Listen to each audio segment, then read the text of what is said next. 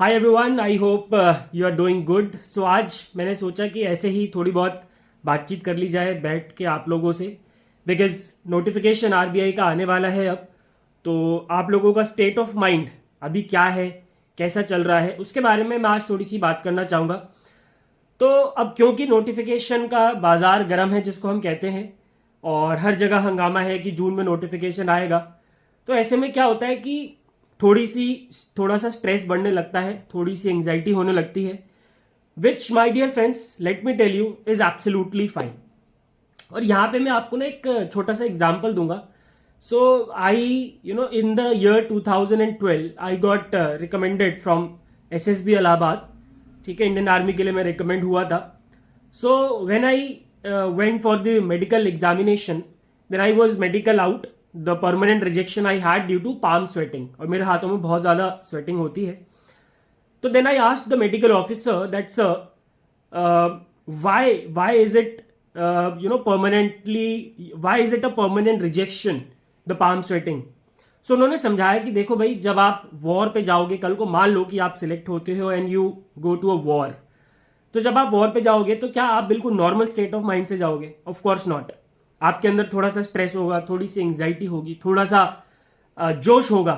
तो उस जोश में क्या होगा? आपके हाथों में पसीना आएगा, ठीक है, end of course you will face a lot of problems in trigger दबाने में, आपको बहुत ज़्यादा प्रॉब्लम होगी।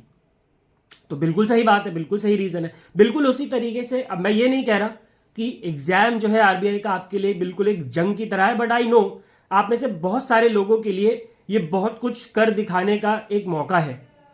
तो आई नो कि उस मौके में थोड़ी बहुत एंग्जाइटी, थोड़ा बहुत स्ट्रेस तो आएगा ही आएगा, वो कोई नहीं रोक सकता ना। हमें करना क्या है इसमें?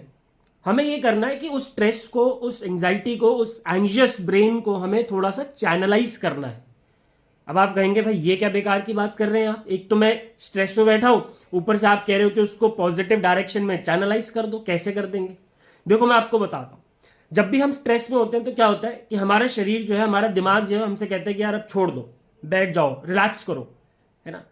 तो उसमें क्या होता है ना कि हम छोड़ देते हैं, स्ट्रेस हो जाता है, हमें रिलैक्स करने लगते हैं, और कुछ टाइम के बाद जब हमारा दिमाग थोड़ा सा शांत होता है तो हमें फिर रिपेंट होता है कि यार हमने टाइम वेस्ट कर दिया। फिर उसकी एक अलग स्ट्रेस है, उसका एक अलग एंग्जाइटी है।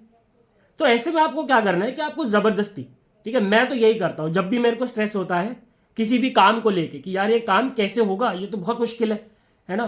तो जब भी मेरे को स्ट्रेस होता है मैं काम करने लग जाता हूं, और उसके with in 15 to 20 minutes and half an hour मेरा फ्लो बन जाता है काम के साथ, और मैं चुपचाप से बैठ के काम कर रहा होता हूं। And that's what you guys have to do.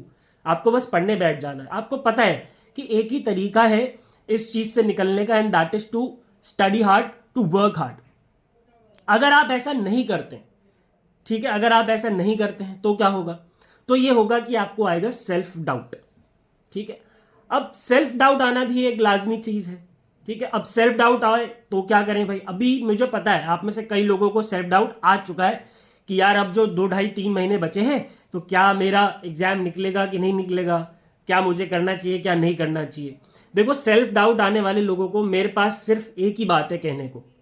या तो आप सेल्फ डाउट को लेके बैठे रहो, रोते रहो और अपना टाइम वेस्ट करते रहो, या नहीं तो एक बात हमेशा ध्यान रखना कि जब आप सेल्फ डाउट में बैठ के अपना समय बर्बाद कर रहे हैं, उस समय में इस देश के किसी एक स्टेट के, किसी एक यूनियन टेरिटरी के, किसी एक स्टेट के, किसी एक शहर के, किसी एक मोहल्ले के, किसी एक गली के, किसी एक मकान के, किसी एक कमरे में वो एक लड़का या वो एक लड़की है जो बैठ के पढ़ रहा है या पढ़ रही है, और आप सेल्फ डाउट में अपना समय बर्बाद कर रहे हैं। एंड आपको पता है कि कट थ्रोट कंपटीशन है, चाहे कोई भी एग्जाम हो, आरबीआई हो, यूपीएससी हो, एसएससी हो, कोई भी एग्जाम हो, ऐसा कोई एग्जाम नहीं है हमारे देश में जिसमें कंपटीशन ना हो। तो आप सेल्फ डाउट में बैठे रहिए, आप सोचते रहिए कि मेरा होगा या नहीं होगा, ठीक है, और इतने इतने में जो बाकी लोग हैं वो पढ़ रहे हैं और वो एग्जाम निकालेंगे भी definitely, and nobody can stop them because they are not wasting the time.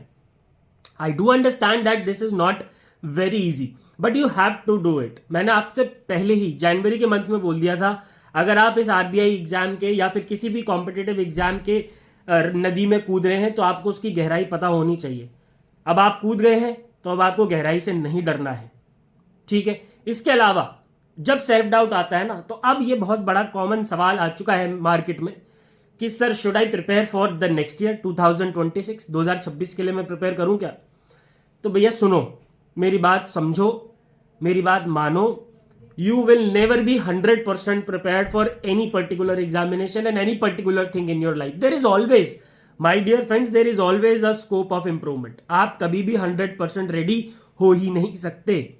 यहाँ पे मैं एक एग्जाम्पल देना चाहूंगा. मैंने अभी कुछ समय पहले कहीं और पे किसी और प्लेटफॉर्म पे एग्जाम्पल दिया था. 1983 का वर्ल्ड कप याद करो. बिल्कुल भी प्रिपेयर्ड नहीं थे और एक से बढ़ के एक धुरिंदर हमारी आंखों के सामने थे, हमारे ओपोनेंट्स थे, बट तब भी हम जीत गए. उसी के अगेंस्ट 2023 का वर्ल्ड कप याद करो. भाई साहब 10 में से 9 मैच जीत के आए थे और 10वां हार गए.